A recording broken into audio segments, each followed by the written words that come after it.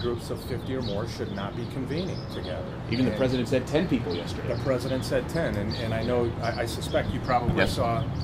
We'll just get into it right here. And I suspect you probably saw the list that we put out yesterday, the checklist. And one of the primary things on that checklist is to make certain that government offices with 50 or more people are shut down. That is following CDC guidance. And, it seems to me that our government should be following exactly what their medical experts are saying.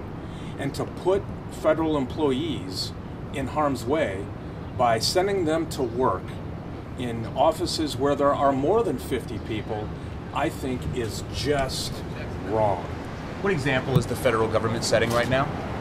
Well, in that instance, where you have employees going to the workplace where there are more than 50 people, it is the wrong example. It's a bad example. The fact of the matter is, we have to remember, not only are those federal employees working next to people, in these offices with more than 50 people, working next to people in close proximity with them, but they're all going on public transportation, whether it's the metro, whether it's the city bus, or whatever it is, and then they're going home and they're exposing their families to this.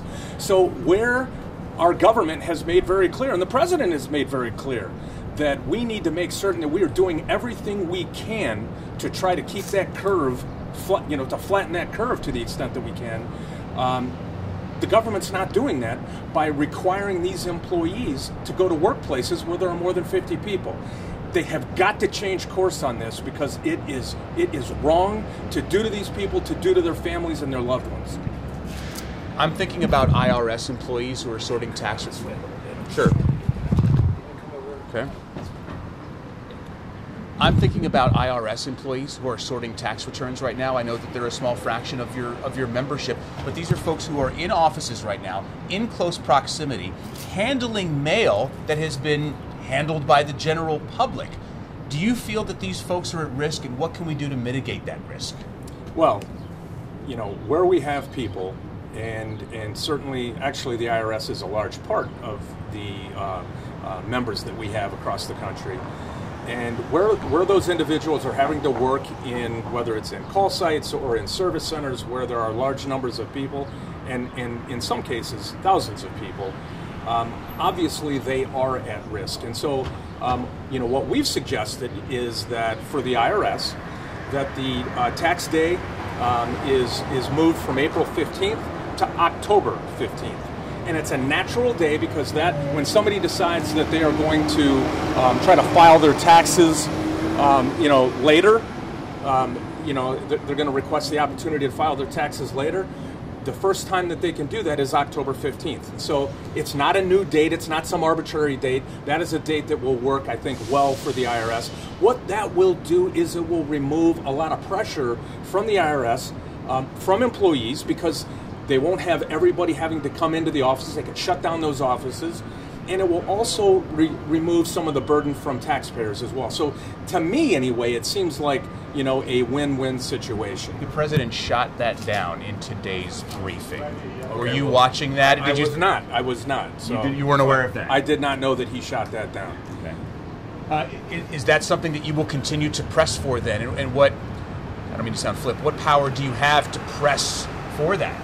Well, we can certainly continue to raise the issue, and there are a lot of avenues that we can use to do that.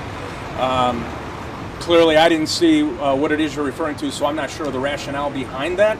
But what I would say is that, and I will just go back to what I'd said previously, where we have people in offices where there are more than 50 people convened in an office, they should be, the agency, and this goes for all agencies, should be paying attention to what the CDC says, and they should follow that advice.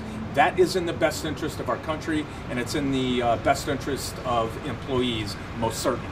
Mr. Reardon, let's end on this. Your employees, I'd like to know, or I'm sorry, your membership, right? Go on by, bus. Sorry. Mr. Reardon, my last question is for your membership. I'd like to know what advice you would give them. Many of them who have reached out to me are worried about going into these workplaces, but they're also worried about what's going to happen if they have to take sick leave, if they don't go to work. Their employers are telling them to come in. So we're getting mixed messages from above, but what's the best advice you can give your members about how to proceed at this point? Well, I mean, the fact of the matter is, if they're being required to go to work, you know, as long as they're going to continue to keep their jobs, they have to go to work. But what I can tell you, more importantly, is what we're doing to continue to push these agencies. Look, here's the bottom line. The bottom line is, if an employee is not telework eligible, so that they end up, you know, they can't work from home or from a telework site, those employees should be able to get you know, weather and safety leave, period. That's what the government should be doing. They should be providing those employees with weather and safety leave. And so we're going to continue to push for that, because that is really the responsible and caring thing to do for federal employees. Gotcha. Two-shot real quick.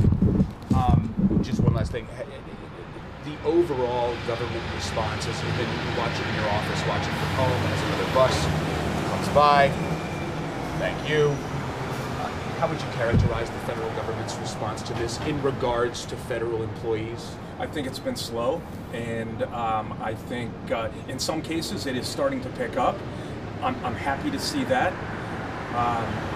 I do think, though, the things that we've been talking about in terms of weather and safety leave, I think they have got to dramatically change course on that, start providing employees with that, and they've got to dramatically change course on requiring employees to go into the office where they have more than 50 employees. That's got to change, because that impacts not only the federal employees, but it impacts their family members, and it impacts the taxpayers as well.